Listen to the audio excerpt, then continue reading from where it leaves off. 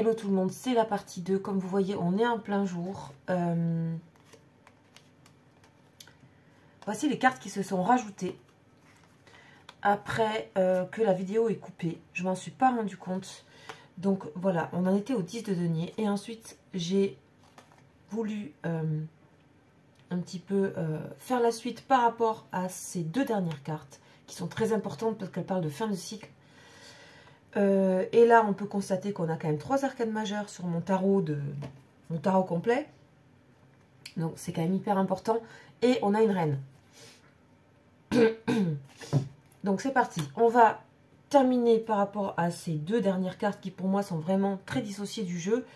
C'est-à-dire qu'ici, il y a comme une sorte de prise de conscience de quelque chose doit en finir. Quelque chose doit terminer. C'est aussi, on arrête de gâcher les choses, on arrête de retourner les coupes là. Ou alors on prend conscience qu'on a participé à gâcher quelque chose. Donc il y a beaucoup de lourdeur ici, comme je disais. Donc le 10 de bâton, qu'est-ce qu'il nous raconte? Il nous raconte là quelque chose qui se termine, quelque chose qui prend fin.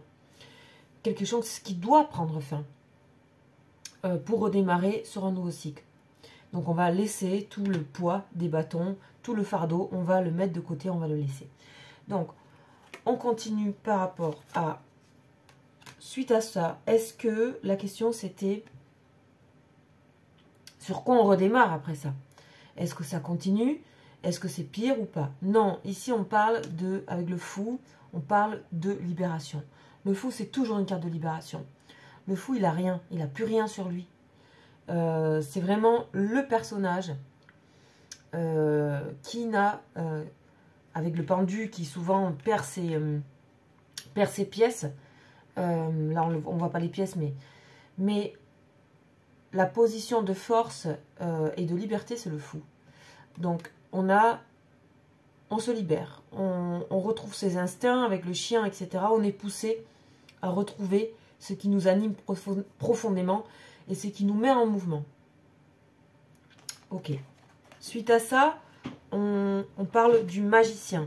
Donc, qu'est-ce qui va se passer par rapport à votre lien, à votre relation? C'est une personne qui va se libérer, qui va aller dans le sens pour redémarrer quelque chose, pour inviter à quelque chose.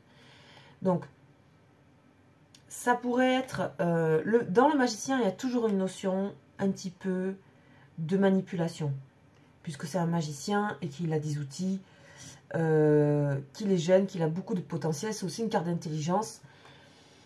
Donc, il y aura une manière... Alors, cette manipulation n'est pas forcément mauvais, dans le sens où il y aura une manière de se présenter pour pouvoir arranger les choses et donc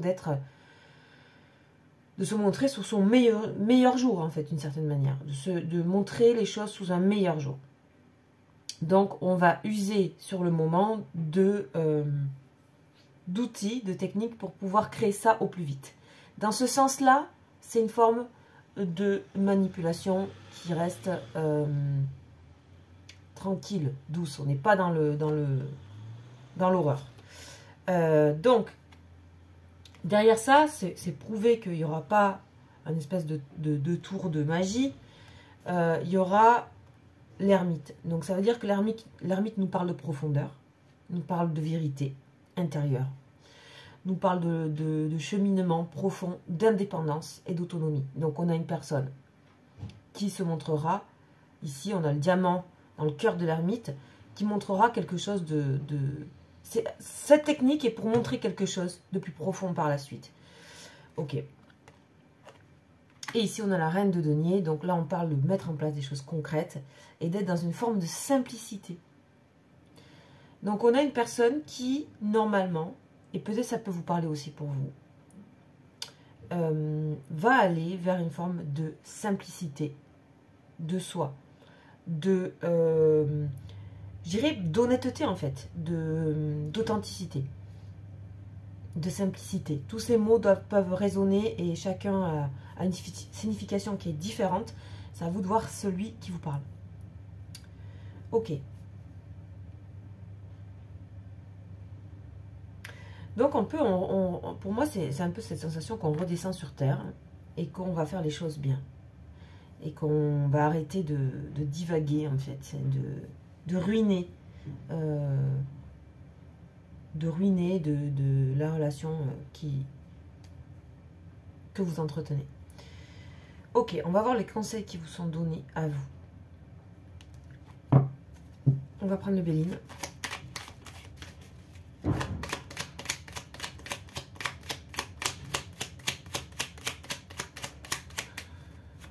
Conseils pour les personnes.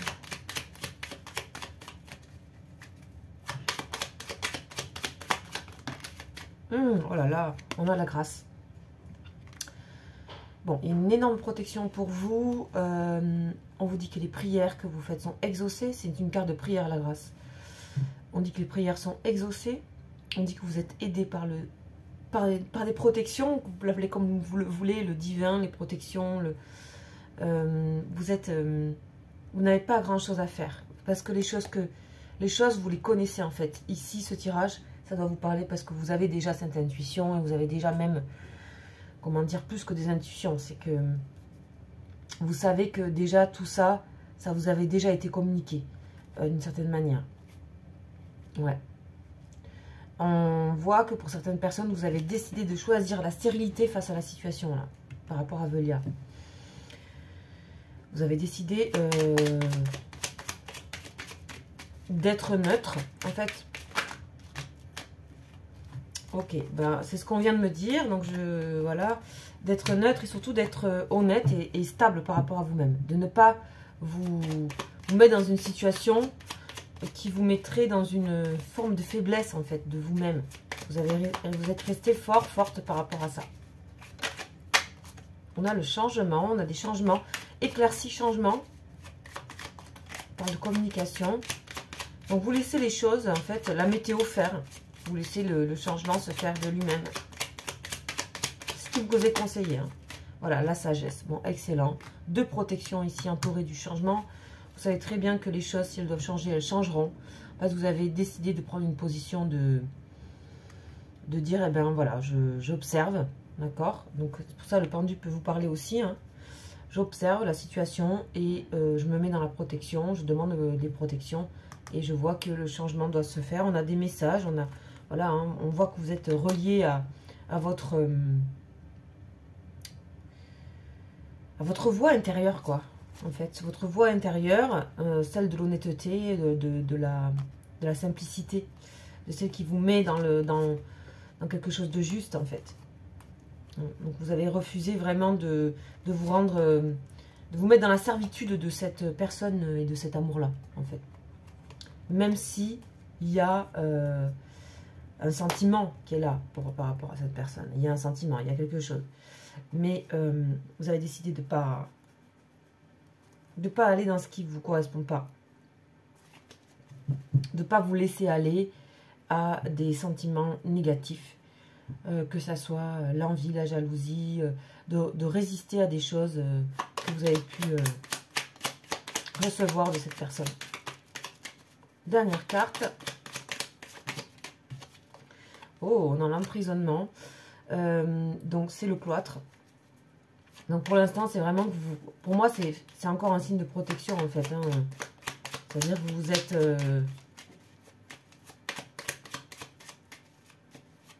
On va voir un petit peu ce cloître, quand même. L'intelligence. Ok, bah voilà. Vous avez concrètement... Hein, là, on parle du concret. On dit concrètement, vous êtes replié hein, sur vous, chez vous... Et vous attendez que les choses se fassent. Et déjà, c'est une attitude, on vous dit, de sage, intelligente, de choisir cette position. On a la communication qui va revenir. Donc,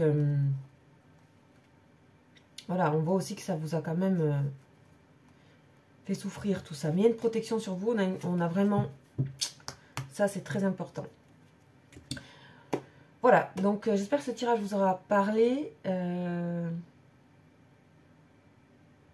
Sachez qu'on parle aussi de moments de passage. Toutes les guidances ne peuvent pas vous parler. Moi, je reçois ce que je reçois. Et j'espère qu'à chaque fois, ça peut aider des personnes. Vous pouvez me contacter pour une guidance privée, une voyance à mon lien. Voilà, et aujourd'hui, je fais aussi des accompagnements. Voilà, sur un peu plus long terme. Donc aussi en aidant avec le côté plus de mes facultés par rapport à un accompagnement sur plus long terme. Donc n'hésitez pas à me contacter si vous souhaitez. Vous avez mon mail en dessous. Ciao!